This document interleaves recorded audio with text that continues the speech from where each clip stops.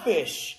You guys don't realize that every time you bark out the side of your neck about your next goal and you fail to pull it off, you're the most selfish, inconsiderate motherfucker alive. The greatest form of neglect in general of all your people is to not live at your highest potential. People around you, they don't live up to their potential.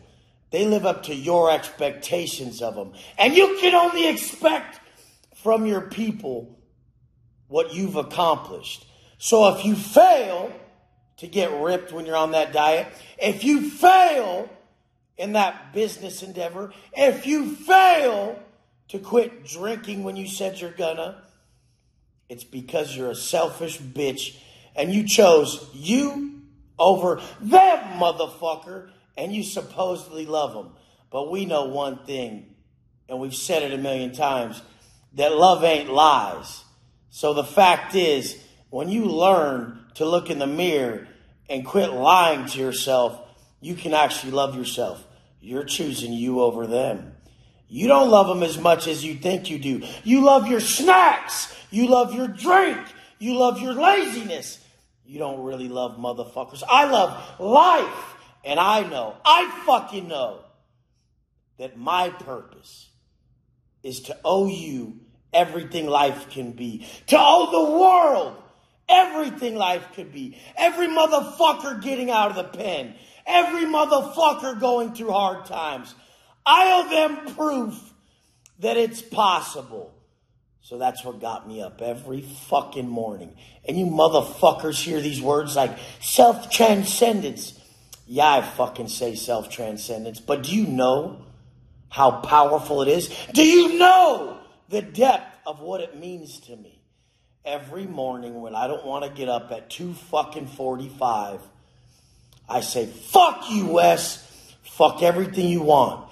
You owe the world a result. A certain result that proves that this life is beautiful if you work for it, if you sacrifice for it, if you push your hardest every day to earn it. When you exceed the bounds of moderation, the greatest pleasures cease to please. It goes for your relaxation. That goes for your overeating. That goes for your indulgent behavior, your pleasure seeking. All that instant gratification just spoils. People don't realize the greatest pleasure you'll ever know is living your purpose. And your purpose in this life is to heal yourself of everything that ails you and teach others to do the same. I was overweight when I was, 11 to 14. I healed that. Now I'm teaching people it. I was addicted to alcohol and drugs. I healed that. Now I'm teaching it to people. I had financial issues. My family has since day one. There was never a multimillionaire in my family. I healed that. And now I teach it to others. I've had people get on my program that started at the very beginning of my life. So they came in overweight like me at 11 to 14. I got them ripped. They were drinking at the time and, doing a little bit of that white, smoking a little bit, partying a bit. We cured them of that. Once I healed them of their overweightness by training every day in the proper macros, then we elevated their mindset and their belief system, having them drop the drugs and alcohol. After I taught them those two, I had them pay it forward. The same thing I taught them to teach other people. And guess what? Within less than a year and a half, I've had people come to me with what took me from 11 years old to 38. I taught them in 18 months. What took me from 11 years old to 38, I taught them in 18 months. So they dropped the weight, dropped the drink, and became a millionaire in 18 months. A couple of my clients.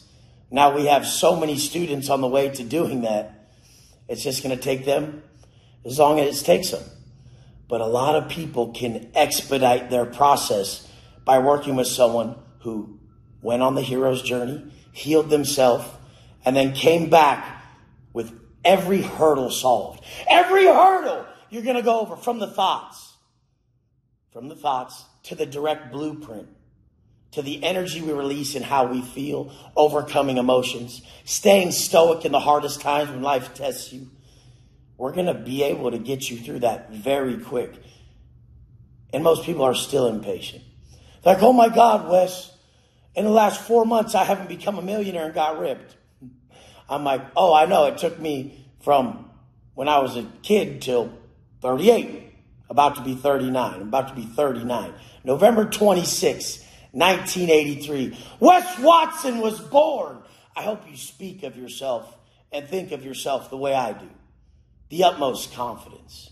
I need you guys to be fucking confident. How do you build confidence? The way you think about yourself and feel about yourself. There's proof that you're that person. Lots of proof. You guys, the goal in this life is to prove that life is amazing, good and bad, and that you can thrive no matter what in good and bad scenarios by just working on what's at your disposal at that moment. When I was in prison, all I could work on was my mind and body. Then I created an individual that could do anything because I was an individual who didn't negotiate with his lesser self. Once I created that individual that could pull off anything, I was released on the street and I pulled off everything. And I'll continue to do it because personal development is key. If you're still just chasing money and not developing the individual that can pull off anything, you're a fucking idiot. Your success will never exceed your level of personal development. Success is something one attracts by the person they've become. Hopefully you hear this for years to come as I say it over and over and over. What are you going to do? Make millions and still have tits? I'm sure she's going to be there for the money, motherfucker. Let's go!